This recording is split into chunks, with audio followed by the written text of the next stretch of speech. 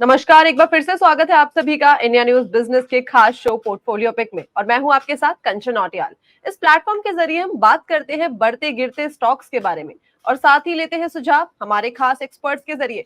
तो चलिए सीधा जुड़ते हैं आज के खास मेहमान रचित खंडेलवाल जी के साथ और जानने की कोशिश करते हैं कि वो आपके पोर्टफोलियो के लिए कौन सा स्टॉक लेके आए हैं। नमस्कार सर, स्वागत है आपका शो में। नमस्कार मैम, सभी दर्शकों को भी नमस्कार and thank you for having me here. जी सर, आज कौन सा स्टॉक लेके आए हैं व्यूअर्स के पोर्टफोलियो के लिए जो आने वाले टाइम पे उन्हें अच्छा खासा प्रॉफिट दे सकता है। देखिए, आज मैं लेकर आया हूँ अपने पुराने सेफ हेवन से एक स्टॉक।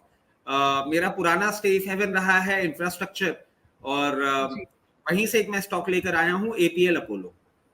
जी, तो सबसे पहले सर कंपनी के बारे में एक बार बेसिक ओवरव्यू दे दीजिए, उसके बाद हम प्रोसीड करेंगे towards the fundamentals of the company.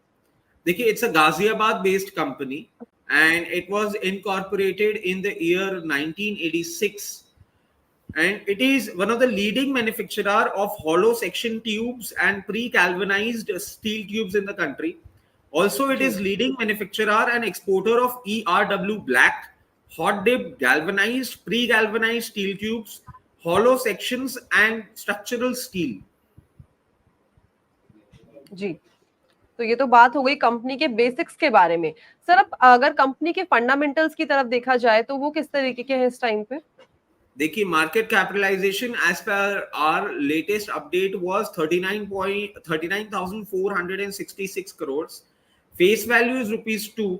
अगर हम शेयर होल्डिंग पैटर्न की तरफ भी जाके देखें तो promoter holding quite evenly poised at 30.62। FIIs भी डिसेंट है एट 25.07%। डीआईआईज रिलेटिवली थोड़ा लोअर एंड पे हैं 12.73। पब्लिक डोमेन में इवनली स्प्रेड है एट 31.59%। बट डीआईएस की होल्डिंग जरूर कम है, बट कुछ अच्छे नाम है डीआईएस में जो मुझे देखने को मिल रहे हैं, जैसे आपका टाटा एआई लाइफ है एट 1.77%। और अगर हम डिफरेंट इंस्टीट्यूशंस के बारे में देखें तो Kotak small cap is standing at 1.48%। DSP small cap is 1.76%। HSBC small cap again at 1.22%. So some good fund houses have already invested in the company. जी, तो ये तो बात हुई कंपनी के शेयर होल्डिंग पैटर्न की। सर कंपनी की sales growth देखी जाए तो वो किस तरीके की है। देखिए, वो मैं आपको पूरा ही फिर फंडामेंटल कवरेज दे देता हूँ, उसमें सारे आपके जो पॉइंट्स हैं वो कवर हो जाएंगे। ये तो हमने स्टॉक होल्डिंग की बात कर ली इसकी। इसमें एक और आप देखिए, एक कारण क्या आ रहा है कि rising application of structural steel tubes in government infrastructure projects and high rise building and hospitals, ये एक बहुत बड़ा कारण है जिस तरीके से अब इंफ्रास्ट्रक्चर अपने बहुत इनिशियल प्लानिंग स्टेज से उठ के और इम्प्लीमेंटेशन पे जा रहा है। अच्छी इसको डिमांड दिख रही है, तो ये इसकी सेल को ऑफ कोर्स एक ग्रोथ देगा। इसके साथ साथ देखें, अभी लेटली कंपनी ने जो आपका अमृत भारत स्टेशन स्कीम है और जल जीवन मिशन है, उसके भी कुछ ऑर्डर इनके पास आए हैं, जिससे इसका आने वाले टाइम में रेवेन्यू एंड सेल्स इंप्रूव होता हुआ दिख रहा है।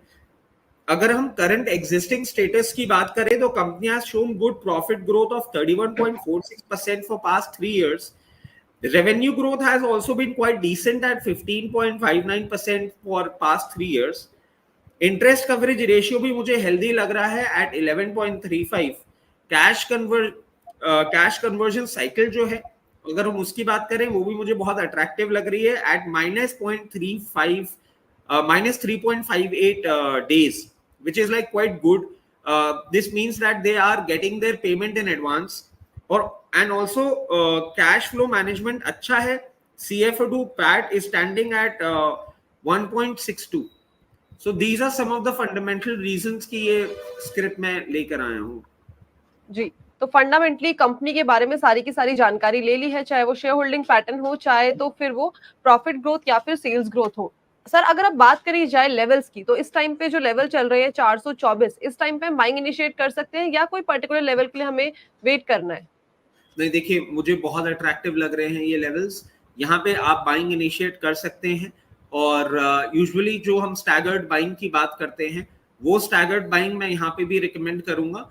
और यहाँ पे बट एक डिफरेंस ये होगा कि मुझे इन लेवल्स पे भी ये इतनी अट्रैक्टिव लग रही है company that I would suggest whatever money you want to invest, you can invest somewhere near about 55 to 60% of your idea of allocated fund for this company at current price 1424.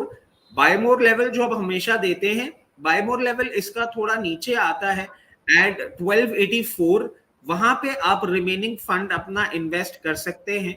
और जहां तक हम target की बात करें, first target as always बहुत conservative होगा eight 1540, दूसरा टारगेट हमारा आएगा 1680 और तीसरा टारगेट आएगा 1790।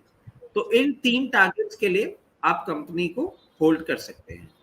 जी, सबसे पहले मैंने एक चीज गलत बोल दी थी, मैंने लेवल्स बोल दिए थे 424, वो 424 नहीं है, वो 1424 है, तो वो मिस्टेक हो गई थी, उसे मैं करेक्ट कर रही हूँ। और हमने जान लिया कि किस टाइम पे हम बाइंग इनिशिएट कर सकते हैं, और जो करंट लेवल्स है काफी ज्यादा अट्रैक्टिव दिख रहे हैं बाइंग इनिशिएट करने के लिए। इसके अलावा कोई और एड ऑन इन्फॉर्मेशन आप शेयर करना चाहते हैं? बिल्कुल, देखिए, there is a very strong possibility that in my account, in my immediate family account, or in my client account, we might be holding positions of this company. Along with this, investment in equity markets are subject to market risk.